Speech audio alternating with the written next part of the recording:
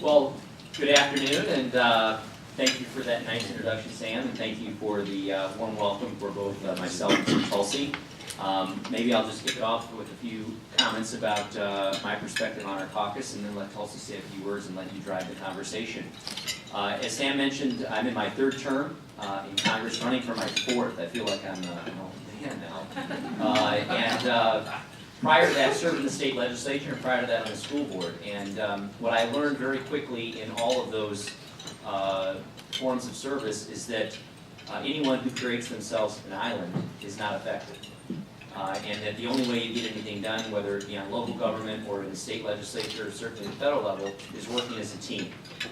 The reality is that oftentimes the power shifts and the power makeup changes, but ultimately relationships that you've established with people within your own party and across the aisles is hopefully what stands the test of time and ultimately allows you to become an effective lawmaker and ultimately get things done for the people you serve. And so when I came to Congress 3 terms ago, 5 years ago, I was one of the odd ducks who went to all 4 of the new member orientations because it was my belief that what I needed to do was get to know all the new members of Congress. And so I went to all 4 of the weekends to get to know the members, their spouse, what issue made them tick, what their background was, because I thought, you know, after I get seated and sworn in, I'm going to know how I can work these members of Congress. Well, little did I know that 2 years later, about 40 of those 60 freshmen would be gone.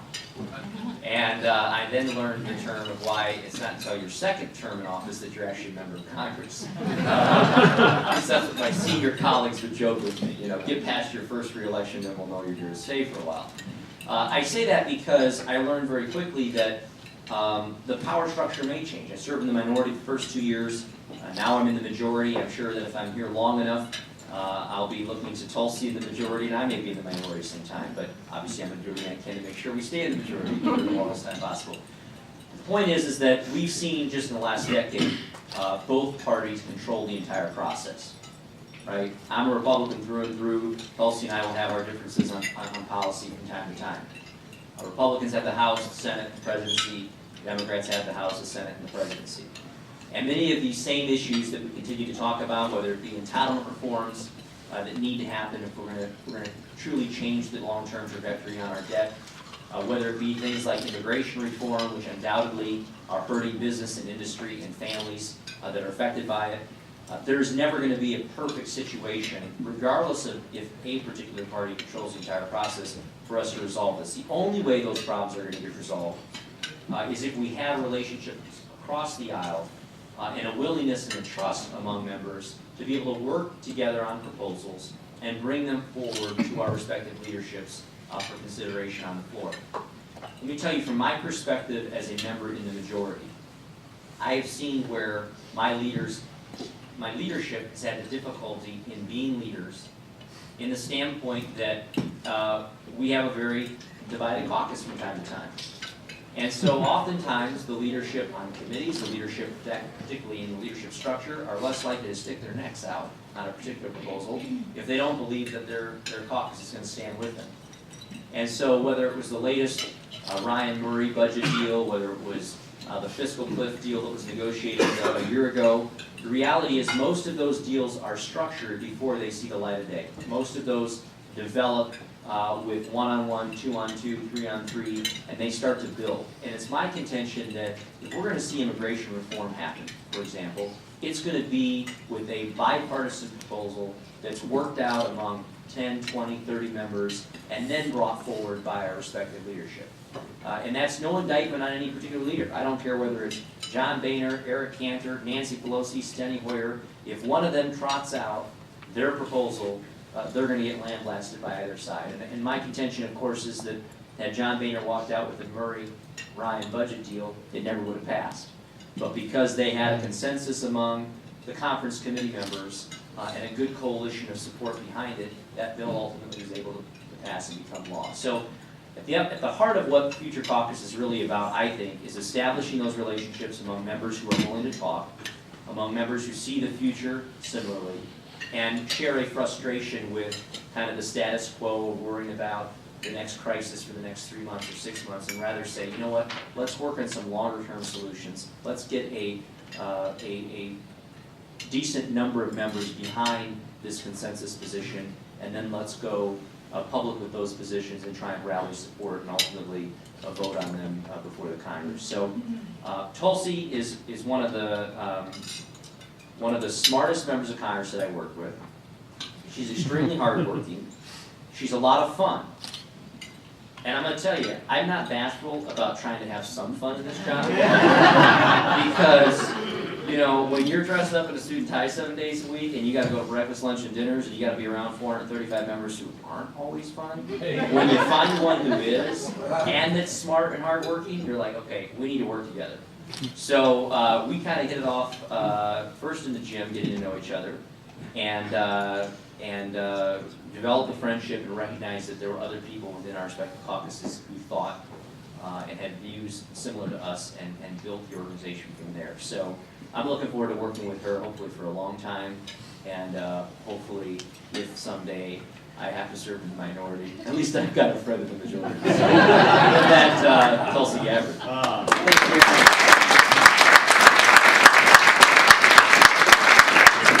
So I'm going to try to keep this very, very brief. I know Aaron's got to leave in a couple of minutes, and I'm going to be able to stay around for a few minutes more. First of all, thank you, Sam, for opening this up, for your kind introduction, and for opening this up with aloha. It's very appropriate. And for Jim starting us off with Hawaii's weather report. I feel very much at home, and after you listed your speakers coming in the next several meetings, I feel very special as a Democrat to be invited to come and address this group. Sincerely, I mean that. Everything that Aaron said, I agree with. What I would just say very briefly before we open this up for questions is that for us, we envision the future caucus as more than just another bipartisan group. Obviously, in order to get results, we have to work together. I think from a generational perspective, this is what we bring to the table, and this is the approach that we're taking. And why this is the future caucus is because we are driven by results. And we understand that we have different principles. We have perhaps different values or guidelines that we approach the major challenges that we see in our country. But we understand that we have a diverse country that has a diverse set of viewpoints that is reflected here in Congress. And the only way that we can get those results is really being able to have an honest, candid conversation and partnership that is based sincerely on respect for each other, and knowing that we each have something to gain from each other. And what we would like to do is not just focus on how we fix the pothole of the day or put the Band-Aid on the issue that's getting the headlines today, but really look deeper and saying, how can we approach these issues in a way that will affect the next generation? I've not been here as long as Aaron. I learn a lot from him, being far senior to myself. I'm trying to be complimentary. But you know, one thing that I've noticed over the last year that I've been here is many of the policies that we're working on, or the reauthorizations, are things and pieces of legislation that were really originally written in the 40s, 50s, 60s, a time when we had leaders in our country who were setting a vision for a generation, and we're still working on that. But things have changed. We've got a 21st century economy with a lot of opportunity and innovation that's occurring, a lot in the private sector, and we in government need to not only catch up, but really take a leadership role in setting the agenda for the next generation that will come after us. So I'll leave it at that, and maybe we can get one or two questions before you got to run.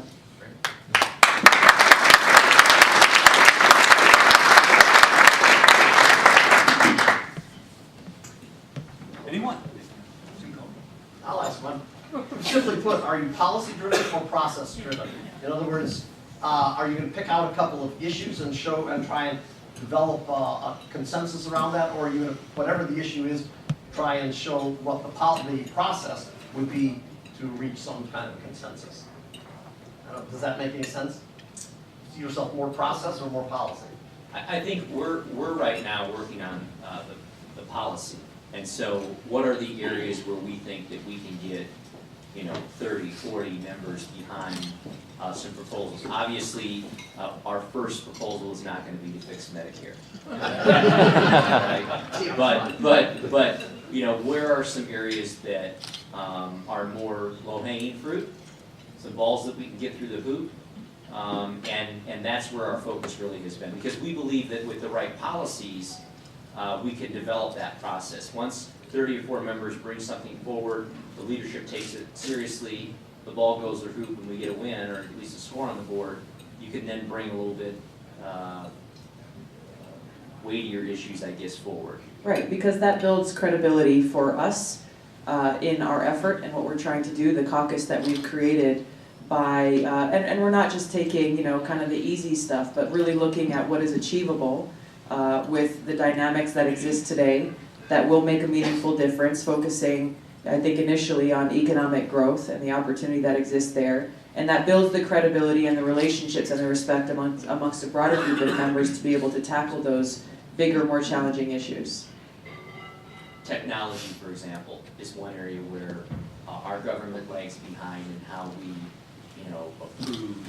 It's a number of agencies, for example, that oversee the creation of apps that are on your phone. And clearly the people who are in charge of the technology industry in our country tend to look more like Tulsi and I. And they don't really know who to talk to on Capitol Hill. They don't have those relationships. Many of them are beginning to set up their federal affairs offices. But I would argue who better to champion their issues than the members of Congress, the 40 of us under the age of 40. So it doesn't mean that. Sorry, that's active outreach that we're doing as well, that this is not only a platform for members to get together who are of like mind, who actually want to get things done, but we've already started to reach out and not sit here and wait for people to pick up the phone and call us, but actually go to the innovation hubs, go to these technology hubs where all of these exciting things are happening, and see what we can learn from them about the real challenges and roadblocks that they hit, that maybe sometimes they're like, okay, well there's a roadblock, we'll just have to figure out a way around it, but ideally we'd like to be able to take those lessons learned, fix the problem so that we can open the doors for more opportunity for others. Yes, ladies first. Ann Canfield Associates. In the area of technology, technology does have the prospect of potentially saving a lot in the healthcare area and for Medicare and Medicaid programs. And last October, FDA came out with a report recognizing this, saying that customized medications and medicine has potential to reduce costs significantly because of the fact that you won't have the bad drug interreactions among the patients. Yet CMS is now reducing reimbursements for the firms that basically have developed the technology, the biotech firms that allow the customization of medicine. And so it seems like the one hand of the government is saying, oh my gosh, this is a great thing, and this is the future. And on the other hand, they're saying, oh, it's a very old view of it, and let's just cut reimbursements, but it might be cutting their nose off to spite their face. For your new caucus, this might be something that might be really worthwhile to get into.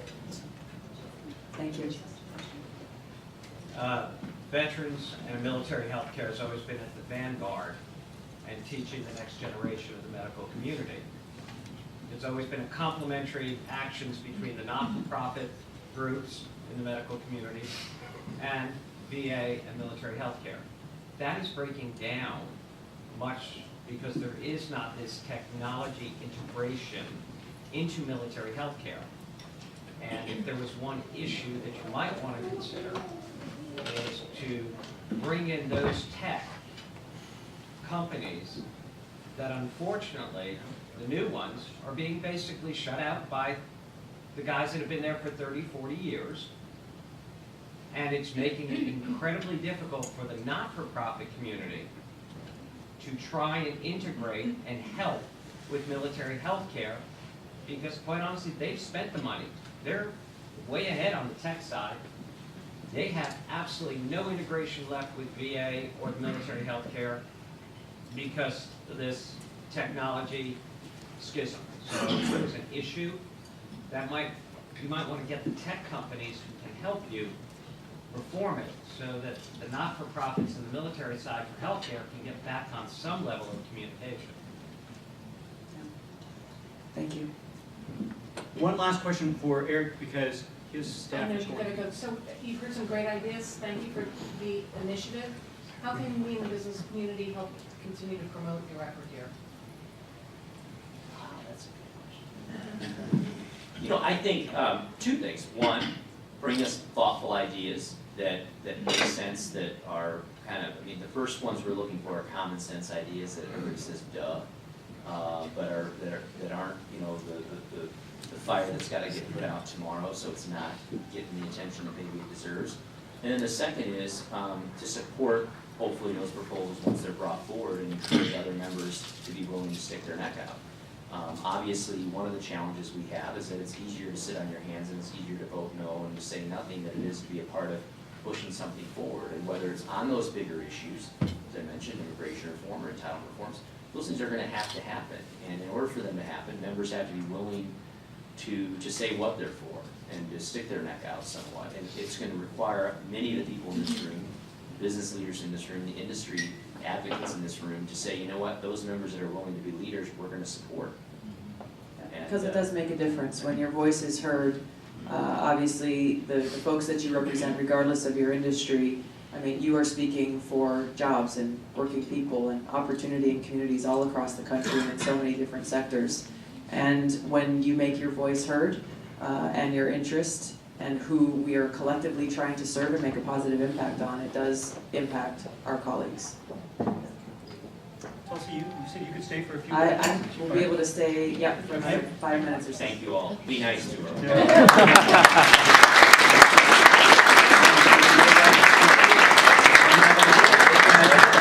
There you go. If you ever go into his office, you understand why we gave him the Teddy Roosevelt book.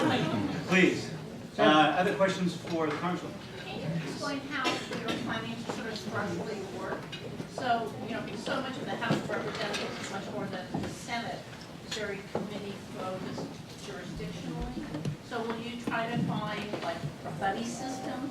You know, and I'm old enough to remember the great old days of Portman and Card and the Ways and Means Committee working together for bipartisan packages. So will you be committee focused with sort of bipartisan working teams in the sense Sure. coming from those committees? Looking at the people both who have already joined our caucus as well as those who are looking to join us, you know, I think each of us looks to the different areas that, whether we're on different committees or have different interest areas, to be able to kind of find the subject matter expert who's the best maybe point person to take a lead on a specific issue. Right now, because we're just kicking off, Aaron and I are taking the lead on kind of coming up with our first package or first kind of proposal ideas, and then figuring out the strategy to be able to get that accomplished. You know, what we found over what happened last fall, over the shutdown and all of the things that have transpired since, is really that there is a lot of power that has not yet been tapped in a big way in the pragmatic middle ground. I think people sometimes mischaracterize those as so-called moderates from each party, but what we saw through the government shutdown period when everyone was forced to be here, and many of us took the opportunity to spend time together and have dinner and actually talk very candidly with each other and honestly about this is unacceptable and we need to do something about it. The positive that came from that horrible experience for everybody really was people getting to know each other, and you have people on far ends of the ideological spectrum, but very pragmatic, saying we got to be practical in our approach to these issues and let's figure out how we forge a way forward. And so I think that's where not only the numbers of our caucus, but really of like-minded people who are interested in getting results, that we have the ability to create some pressure within our respective leadership posts, whether it be committee leaders or leaders of our caucuses, to say this is an issue that you've got a majority of bipartisan support on and we need to make it happen. But to your question, Mary, this is where creating that external pressure is so helpful, so that it's not just coming internally from Congress, but actually looking at how this benefits many different sectors of our economy. Anything else? Who on your staff kind of coordinates this for you, that we brought an idea or have I would point you to my chief of staff, Jessica Vandenberg, who Jim has worked with very well. She's just, needs to be cloned. That would be great. I'd appreciate that. If anyone has that going on, let me know. Right. And did you say you had 40 members, or how many members do you guys? No, Aaron said 40 members under the age of 40. And so, Aaron and I have had a little bit of back and forth about, we started this saying, okay, well, can be a group of kind of people under 40 because we're really looking at a couple of things of how we impact the next generation. As Jim talked about, from a generational perspective, I think we approach things a little bit differently. And then Aaron said, well, we have a graying Congress. And I'm like, Aaron, I have a lot of gray hair. You can't say that anymore. Yeah, we know Right, exactly. And we're going to hit 4, exactly. And we can't put ourselves out. But, we've got some folks who are, so it's really more, what leadership style and approach do people want to take in really making the most of our time here. And that's what I appreciate about the freshman class that many of you have worked with that came in 2012, that I've found is that this is a group of people who are not taking any day for granted and saying, yeah, well, maybe I can start getting stuff done in my 5th term, but saying, none of us know how long we will have the privilege of serving here, so there's a sense of urgency in starting to try to get those results. Well, I applaud the two of you, and I say be persistent and keep it up, and you're so right about spending time, having a meal, having a drink, getting out of this building, and that's where the relationships are made, and that's kind of the neat thing about this group. I think we all can speak for our conferences and meetings and sessions like this. This is where you create those relationships. That's right. So, I'll give you an example. Thank you. Yeah, Thank you. I know. I'm a big fan of bipartisanship. Yes. Just 2 days ago, I worked with Rodney Davis from Illinois on a bill called Hire More Heroes. And when you can take away kind of the partisan rhetoric that tends to muddy the waters so much for people, both here and outside, you can actually get to the point of saying, well, hey, how do we fix some things that need to be fixed? And basically, for me, it was a no-brainer to support his effort in making it so that with the Affordable Care Act, the small business count of 50 employees, that if you hire veterans who are covered by the VA or by TRICARE, should not count towards your 50 employee limit because you're not responsible for providing their health care under any scenario. So it's stuff like that we've seen and we've heard from small business owners that's very practical, that we were able to pass it in the House with vast majority. I think we only had a couple of people who voted no. So it's that kind of stuff that is needs to happen more. We can just get the Senate to follow suit. Yeah, we're working on that. We're working on that. One last question for Tulsi?